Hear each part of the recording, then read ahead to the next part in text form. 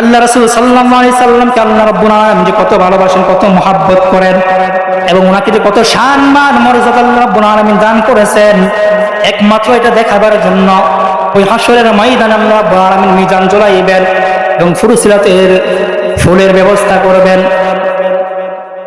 আল্লাহ রাসূল সাল্লাল্লাহু আলাইহি সাল্লামের যে আশিক উম্মত, তার উপর প্রেম আর ভালোবাসা নিয়ে মহব্বত নিয়ে দুরূদ শরীফ পাঠ করবেন। যখন হাসরের ময়দানে মানুষের নেকি বদিগুলি ওজন করার জন্য মিজানের পাল্লা ওজন দেওয়া হবে, মিজানের পাল্লার সামনে যখন দাঁড় করাবেন, যখন আমাদের নবীর উম্মত, আমাদের নবীজি একজন উম্মতকে যখন মিজানের পাল্লার কাছে আনা হবে, তার নেকি বদি যখন মিজানের পাল্লার মধ্যে ওজন করা হবে, এমন সময় আমাদের আদি পিতা হযরতে বাবা আদম আলাইহিস সালাম উনি একটি মিজানের পাল্লার কাছে একটি উঁচু টিলার মধ্যে দাঁড়ায় থাকবেন।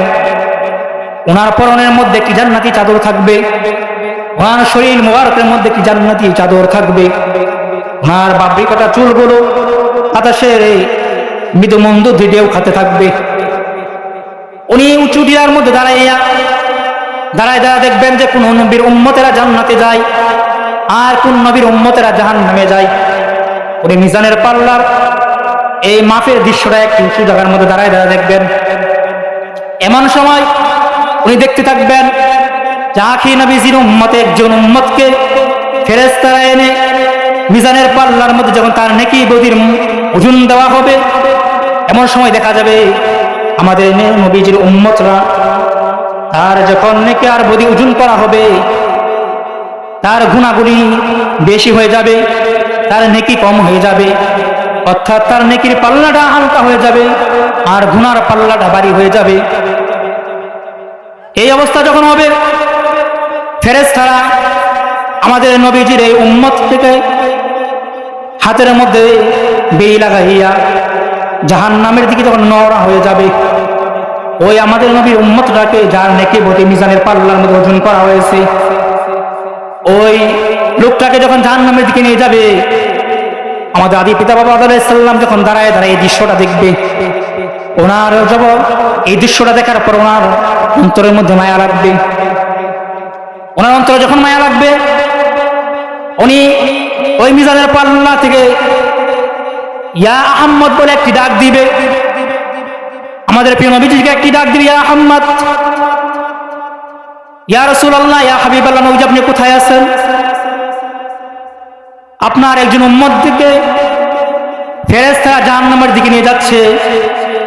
ইয়া আহম্মদ বলে যখন আদম আলাইহিস সালাম একটা ডাক দিবে, আমাদের প্রিয় নবী আকা মাওলা মুহাম্মদ রাসূলুল্লাহ সাল্লাল্লাহু আলাইহি সাল্লাম এই ডাকটি শুনে একটা দৌড় দিয়ে মিজানের পাল্লার কাছে আসবে। উনি আসার পথে দেখবেন যে ফেরেশতারা তার উম্মত থেকে জাহান্নামের দিকে নিয়ে যাচ্ছে। আদম আলাইহিস সালামের কাছে আসবে, এসে ডাক দিয়ে বলবে, বাবা আদম, কেন আপনি আমাকে ডাক দিয়েছেন? হযরত আদম আলাইহিস সালাম বলবেন, আপনার একজন উম্মতকে আমার চোখের সামনে মিজানের পাল্লার মধ্যে তার নেকি বদি ওজন করা হয়েছে। আপনার এই উম্মতের নেকি কম হয়ে গেছে আর গুনার পাল্লাটা ভারী হয়ে গেছে। এই যে তাকাইয়া দেখেন ফেরেশতা তাকে জাহান্নামের দিকে নিয়ে যাচ্ছে।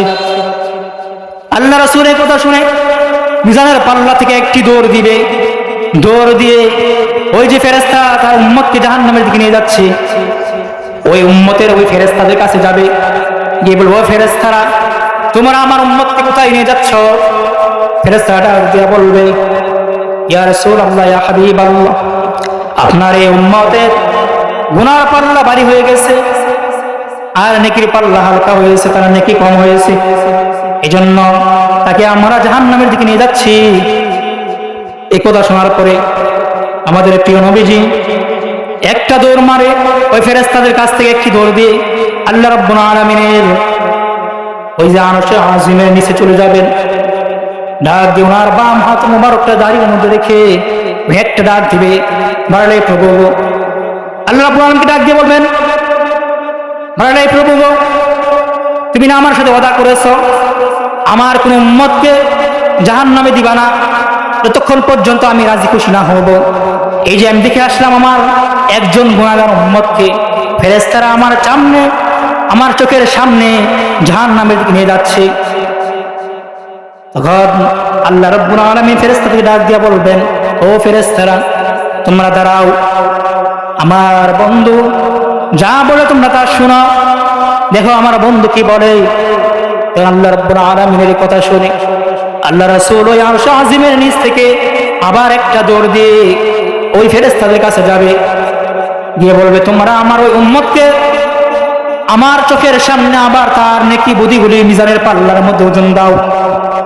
আল্লাহ রাসূলের কথা শুনে ফেরেশতা আবার ফিরে এসে মিজানের পাল্লার মধ্যে তার নেকি আর বুদিগুলি যখন ওজন দিবে, আল্লাহ রাসূল সাল্লাল্লাহু আলাইহি ওয়াসাল্লাম চাই দেখবেন যে আসলে তার নেকিগুলি কম হয়েছে, তার গুনার পাল্লাটা ভারী হয়ে গেছে।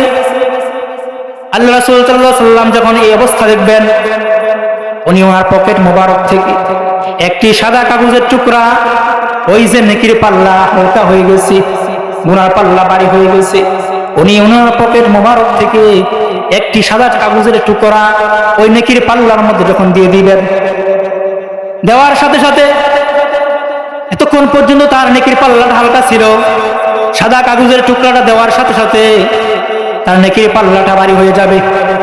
সুবহানাল্লাহ। নেকির পাল্লাটা যখন ভারী হয়ে যাবে, ফেরেশতারা তাকায় থাকবে, তখন দেখবে যে তার নেকির পাল্লা, ফেরেশতারা দেখবে যে তার নেকির পাল্লাটা ভারী হয়ে গেছে, তখন ফেরেশতারা তাকে নিয়ে জান্নাতের দিকে রওনা হবে। সুবহানাল্লাহ। ফেরেশতারা যখন জান্নাতের দিকে রওনা হবে, আমাদের নবীজির ওই উম্মতরা ডাক দিয়ে বলবেন, ও ফেরেশতারা আমাকে একটু দাঁড়া করো, আমি জান্নাতে যাব।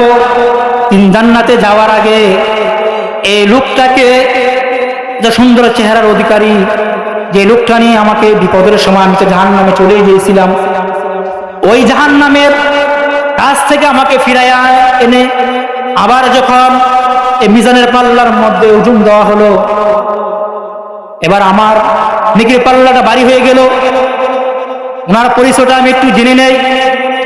তখন ওই উম্মতরা ডাক দিয়া বলবেন, কে গো আপনি, কে আপনি, কি আপনার পরিচয়?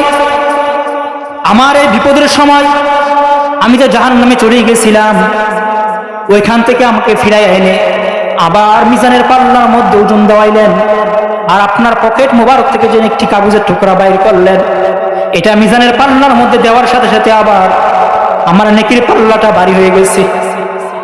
আল্লাহ রাসূল সাল্লাল্লাহু আলাইহি সাল্লাম ডাক দিয়ে বলবেন, ও আমার উম্মত, এখনো আমাকে চিনতে পারো নাই? এই যে দুনিয়ার জমিনের মধ্যে প্রেম আর ভালোবাসা নিয়ে, মহব্বত নিয়ে রাত্রে গভীর নিশীথে তাহাজ্জুদের নামাজ পড়ে আমার উপর প্রাণ ভরে দুরূদ ও সালাম পাঠ করতে, দুরূদ শরীফ পড়তে, মিলাদ মাহফিলে বসে আমি নবীজির উপর প্রেম আর ভালোবাসা মহব্বত নিয়ে দুরূদ শরীফ পাঠ করতে, আমি তোমার ওই নবী, দুজাহানের বাদশা নবী, রাহমাতুল লিল আলামিন। সুবহানাল্লাহ। এখন আমাকে চিনতে পারো নাই? তখন ওই লোকটা ডাক দিয়া বলবেন, আপনি যে পকেট থেকে একটি সাদা কাগজের টুকরা বাইর করলেন আর মিজানের নেকির পাল্লার মধ্যে দিলেন, দেওয়ার সাথে সাথে আমার নেকির পাল্লাটা ভারী হয়ে গেল, এর কারণ কি? আল্লাহ রাসূল ডাক দিয়া বলবেন, তুমি যে নামাজ পড়ে রাত্রে যখন আমার উপর দুরূদ শরীফ পাঠ করতে করতে ঘুমাইতা, তাহাজ্জুদের নামাজ পড়ে আবার যখন আমার প্রতি প্রেম আর ভালোবাসা মহব্বত নিয়ে দুরূদ শরীফ পড়তা, মিলাদ মাহফিলে বসে আমার প্রতি প্রেম আর ভালোবাসা মহব্বত নিয়ে দুরূদ শরীফ পড়তা, ও আমার উম্মত, তোমার এই দুরূদ শরীফ গুলি আমি তাদেরকে দেই নাই, তোমার প্রত্যেকটা দুরূদ শরীফ আমি এই সাদা কাগজের টুকরার মধ্যে জমা করে রেখেছি। আর যখন তুমি এই বিপদের মধ্যে পড়ে গেছো, ফেরেশতারা যখন তোমাকে জাহান্নামের দিকে নিয়ে যাচ্ছে, তোমার এই বিপদের সময় আমি নবী ওই যে তোমার এই দুরূদ শরীফগুলি কাগজের মধ্যে জমা করে রেখেছিলাম রওজা মুবারক থেকে থেকে, আজ এই বিপদের সময় তোমার এই মিজানের পাল্লা, নেকির পাল্লার মধ্যে ওই দুরূদ শরীফগুলি যখন দিয়ে দিলাম, তোমার নেকির পাল্লাটা ভারী হয়ে গেল আর তুমি জান্নাতি হয়ে গেলা। সুবহানাল্লাহ। কি বুঝলাম? যে প্রেম আর ভালোবাসা মহব্বত নিয়ে আল্লাহ রাসূল সাল্লাল্লাহু আলাইহি সাল্লামের উপর তার কোন আশিক উম্মত দুরূদ শরীফ পড়ে তাহলে এই দুরূদ শরীফটা কখনো বৃথা যাবে না। এটা কাল কিয়ামতের ময়দানে মিজানের পাল্লাকে ভারী করবে। সুবহানাল্লাহ। শুধু পরকালে এই দুরূদ শরীফ কাজে লাগবে তাই নয়, যদি কোনো মানুষ প্রেম আর ভালোবাসা নিয়ে, মহাব্বত নিয়ে আমার প্রিয় নবীর উপর দুরূদ শরীফ পড়ে, আল্লাহ রাসূল বলেন, আল্লাহ বলেন তার এই দুনিয়ার জীবনে, এই দুনিয়ার জিন্দেগির মধ্যে, দুনিয়ার মধ্যে তার শান ও মান ইজ্জত আল্লাহ বলেন বাড়াইয়া দিবেন। সুবহানাল্লাহ। এবং তার আমলনামা, একবার দুরূদ শরীফ পড়লে তার আমলনামার মধ্যে 10টি নেকি দান করবেন এবং তার আমলনামা থেকে 10টি গুনাহ আল্লাহ রাব্বুল আলামিন মুছে দিবেন। সুবহানাল্লাহ। সেই নবীজির উপর প্রেমে ভালোবাসা নিয়ে, মহব্বত নিয়ে আমরা যখনই সময় পাবো দুরূদ শরীফ পাঠ করবো। আল্লাহ রাব্বুল আলামিন যেন আমাদেরকে ওই নবীজির উপর বেশি বেশি করে প্রেম আর ভালোবাসা নিয়ে, মহব্বত নিয়ে দুরূদ শরীফ পড়ার তৌফিক দান করুন। আল্লাহুম্মা আমিন। দুরূদ শরীফ এমন একটি ফজিলত, এমন একটি আমল, আল্লাহ রাসূল বলেন আমার কোনো উম্মত যদি দৈনিক 100 বার আমার প্রতি মহব্বত, প্রেম আর ভালোবাসা নিয়ে দুরূদ শরীফ পড়ে, তাহলে সে মৃত্যুর আগে একবার হলো আমার দিদার নসিব করবে তার। সুবহানাল্লাহ। যদি তার জীবিত অবস্থায় আমার দিদার নসিব না হয়, মৃত্যুর সময় যখন তার যখন হায়াত শেষ হবে, মৃত্যুর বিছানায় শুয়ে যাবে, ওই তার কঠিন মুহূর্তে আমি নবীজি তার সামনে উপস্থিত হব। সে আমার চেহারা মোবারকটা দেখতে দেখতে, কালমা পড়তে পড়তে মৃত্যুবরণ করবে। এই আমার চেহারা মোবারক যখন দেখে তার আজরাইল আলাইহিস সালাম যখন তার রূহটা কবজ করবে, সে কোথায় দিয়ে তার রূহ আজরাইল আলাইহিস সালাম নিয়ে যাবে, সে এক বিন্দু কি টের পাবে না। এই দুরূদ শরীফটা যদি পড়ে তাহলে তাকে বৃথা যাবে না, যে কোনো সময় কি তার কাজে লাগবে। আল্লাহ রাব্বুল আলামিন যেন আমাদেরকে ওই নবীর উপর বেশি বেশি করে দুরূদ শরীফ পড়ার তৌফিক দান করেন।